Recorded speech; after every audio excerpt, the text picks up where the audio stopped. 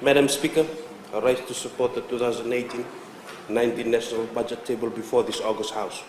Madam Speaker, I commend this budget as pro-youth and pro-sports as announced by the Honourable Attorney General and the Minister for Economy. As our Prime Minister, Honourable Borangi Bainimarama, has said, this is a bold, imaginative, comprehensive budget which sets Fiji for a wonderful year. A large part of the Ministry's increase of 7.5 million is aimed at sports development and Fiji's international sports participation as we seek to put Fiji in a more prominent position across a number of sports on the international stage. Madam Speaker, as a sports person myself, although now retired, I would like to acknowledge and thank the government for the 120,000 grant to be allocated to promote physical activity and inclusive sports participation for our persons with disabilities. Our Constitution envisages a Fiji which is inclusive, where every person is equally valued, and we believe this initiative will entrench social inclusion through sports. As we move to address the disability stereotypes, this will encourage mainstreaming of sports people with a disability into our able-bodied and hearing federations. It will ensure that sports people with a disability are acknowledged as sports people first and foremost. This will certainly complement the Disability Act and the UN Convention on the Rights of Persons with Disabilities, which we use as our guiding principles. Madam Speaker, the Ministry acknowledges our national sports organizations that promote inclusive sports, particularly Athletics Fiji and Fiji Table Tennis Association. We continue to support their progress to achieve inclusive sports participation and encourage other sports federations to follow suit. Our sports persons with disabilities are sports persons first and foremost. Through an initiative by my ministry, we have been able to apply successfully for grant to promote physical education for students with a disability, which has been managed by the Fiji National Sports Commission. I'm delighted that we are close to having a basic curriculum for physical education for students with disabilities. This has been developed with expertise from Australia and through working with our local experts, the teachers, careers and parents in Fiji.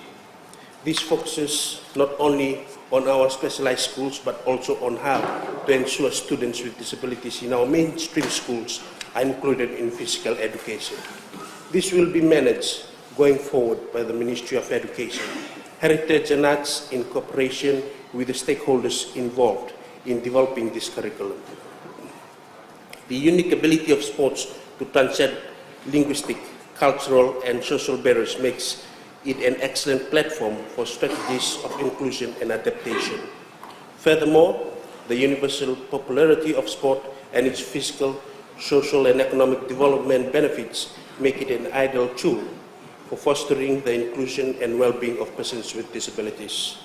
Madam Speaker, we know that persons with disabilities often face societal barriers, and disability evokes negative perceptions and discrimination in many societies. This is partly through lack of exposure of persons with disabilities, fear of difference, and attitudinal barriers which frankly need to change.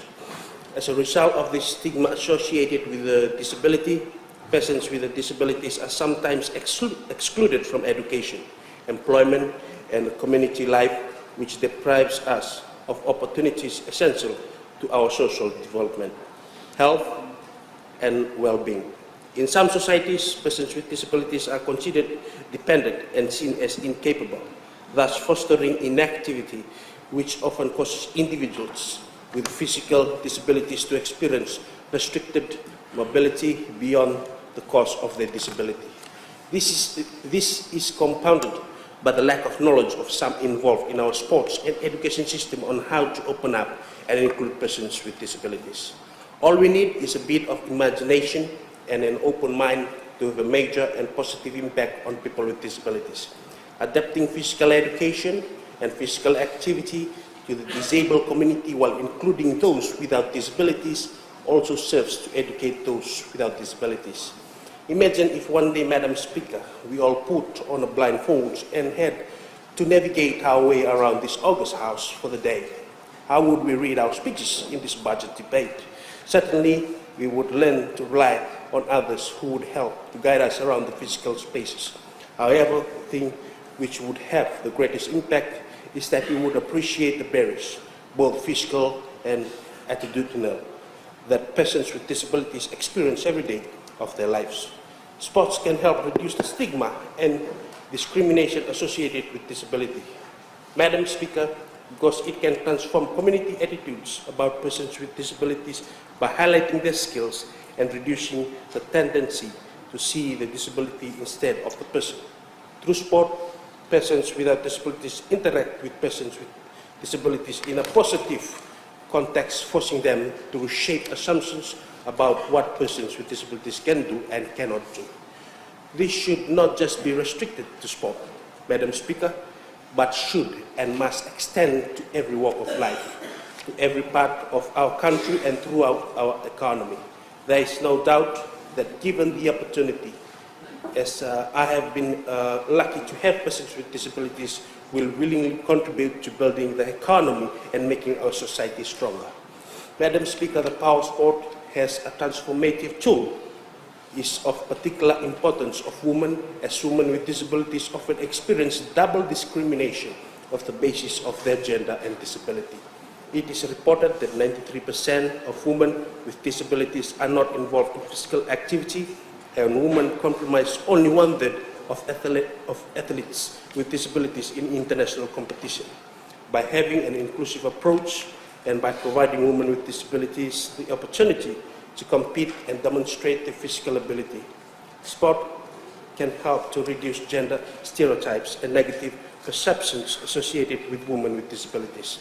I sincerely thank the government of the day for this and look forward to further developments in this area. Moreover, by improving the inclusion and well-being of persons with disability, sports can also help to advance the sustainable development goals. For example, sports-based opportunities can help achieve the goal of good health and well-being by increasing physical activity, mental and physical well-being of all parts of our communities. SDG 4 talks about quality education, and this can be supported by reducing stigma, preventing children with disabilities from attending school, promoting gender equality. It will be achieved by empowering women and girls with disabilities to acquire health information, skills, social networks, and leadership experience, and lead to increased employment and lower levels of poverty and hunger.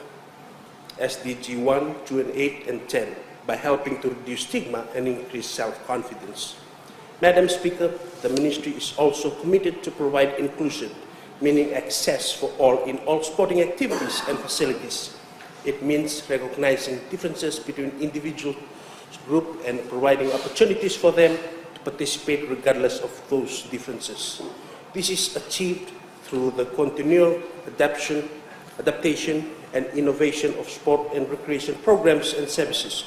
We closely work with the Fiji National Sports Commission and our national sports organizations to deliver more diverse participation options.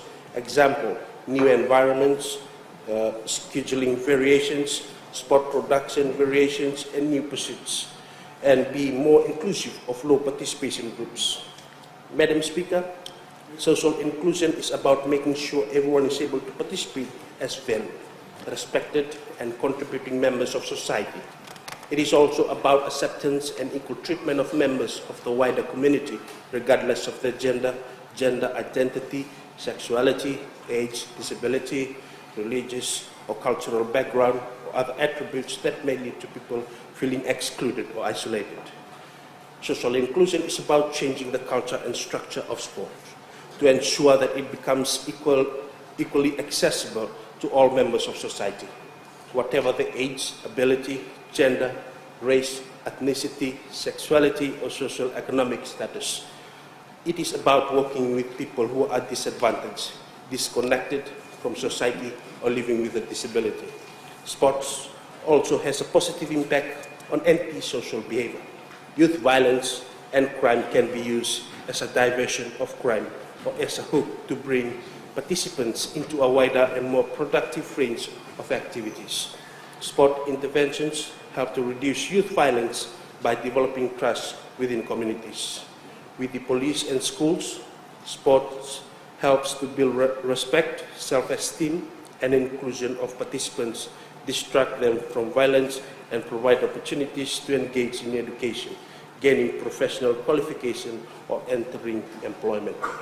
Other ongoing sports initiatives, Madam Speaker, included in this budget, are to be commended. I would like to mention the engagement of international coaches. Our nation has been benefiting in terms of improving performances and keeping consistency with the sound technical expertise we are receiving from international coaches. It is not just about rugby, as the Ministry has seen an improvement and progress in many other sports. The Ministry, through the National Sports Organizations and the Fiji National Sports Commission, will continue to engage international expertise to foster the development and participation of Fijians with potential and at international levels.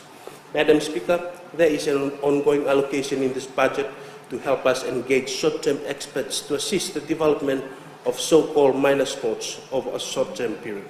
A significant increase in this budget bodes well for development work undertaken to grassroots by our national sports organizations.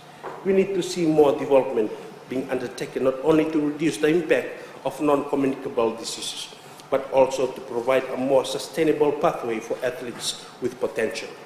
We need far more focus on identifying talent and nurturing it without burning it out. However, Madam Speaker, we need to ensure that our parents support young talented athletes and do not push them too hard, and in some instances, embarrass them by their behavior at the side of the field. Parents should be mindful that they, like teachers and our elite athletes, are role models, and that we need positive role models. It is not acceptable to have an athlete in the heat of the moment hit another athlete. With the high level of violence against women, children, and vulnerable people in our society, we can and must do so much better. I welcome the ongoing opportunity given to our young athletes to take up scholarships to pursue their further development overseas, often while studying at great universities. This is good for improving results in both sport and academic studies, ensuring there is indeed life after sport.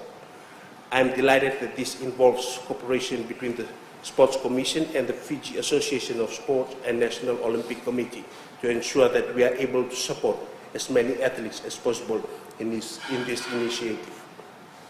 Madam Speaker, the Ministry of Youth and Sports, in partnership with the Ministry of Education, Heritage and Arts, promotes physical education and physical activity at a young age.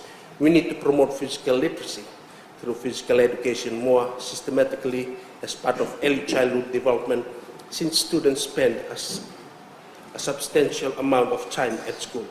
I'm also delighted that the Ministry of Education is finalizing a policy on quality physical education, as this will add impetus to our sports as well as our NCD agenda. Last month, Madam Speaker, we organized the National Sports and Wellness Day across all divisions in over 40 venues throughout the country in our pursuit to administer the theme for this year, A Healthy Fiji Starts With You. I thank the Ministry of Health and Medical Services, the Fiji Sports Association and National Olympic Committee, and the other stakeholders for their collaboration, which bodes well for the future as we join forces to fight NCDs. The Olympic Day Fun Run and other activities in Suva alone attracted 400 people, including 2 permanent secretaries, but unfortunately no MPs. The challenge now is how to translate this into a daily activity rather than annual one, all the more as there is no longer public holiday associated with this. We will also ensure, Madam Speaker, that we improve governance practice in our sports organization to unleash the full potential of sport and achieve desired results in a consistent manner, based organizational values and accepted social norms. As sport administrators, we need to promote and protect the integrity of sport and enhance the experience of participants. To this end, a small grant has been allocated to developing our sports governance system. This, Madam Speaker, will be supported by the National Sports and Physical Activity Policy, which we hope to finalize in the new financial year. This has been an open and inclusive process, with Fijians being able to contribute via a survey run last year, through our website and through individual face-to-face interviews. We are now going to take the draft policy out to stakeholders in sport, our partner ministries and other interested parties, to ensure the final product meets the needs of Fiji. While I have spoken a lot on the issues of sport, Madam Speaker, I would also like to address the issue of our youth agenda. As the Honourable Minister has said on numerous occasions, we are the Ministry for all youth. We continue to focus on reaching the unreached. And like the Minister, I have over the past 4 years spent time meeting youth clubs, particularly in our rural areas, have listened and have followed up on the issues raised. We have worked with the Fiji Women Crisis Center to ensure that our staff out in the field are empowered to address issues of gender discrimination and domestic violence. We continue to do this work with the Sexual and Reproductive Health and Rights Manual and training we have developed. Madam Speaker, we provide the first contact and training for our young people in rural and urban areas to address their short-term skills deficits. This empowers them with knowledge in line with our stated aim of becoming a knowledge-based society. It ensures that our young people are able to follow their dreams, either by moving from subsistence to semi-commercial activities, to go and study further in formal education context, or simply to get a job. We welcome the recent initiative of the Ministry of Agriculture to focus on youth and women, and we look forward to deepening the cooperation which exists. The Ministry has been working closely at the district and divisional level with the Ministry of Agriculture and Fisheries to ensure we help to increase the number of young people involved in food production, but with the byproduct of reducing the average age of our farmers. This is essential, Madam Speaker, to ensure we contribute through the youth sector to food security. We need to identify niche markets based on soil compatibility to see if we can regain our export market ability in areas such as vanilla, cocoa, ginger, and other products. We need to ensure the youth appreciate that in expanding land for farming, we need to address reforestation in cooperation with the Ministry of Forests. This is essential to address our carbon footprint, but also to preserve wood for our future needs. We learned to our cost during the TCU incident that we need more trees to rebuild in the instance where we are affected again by a severe cyclone. We pray to God that does not happen. There is much still to do in both the areas of youth and sports.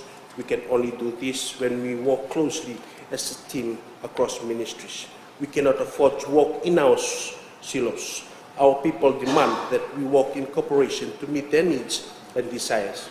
I'm delighted that the budget contributes to the cross-ministry cooperation, and it is up to us in this government to ensure that happens. Madam Speaker, I wish to reiterate that this budget is pro-youth and pro-sports.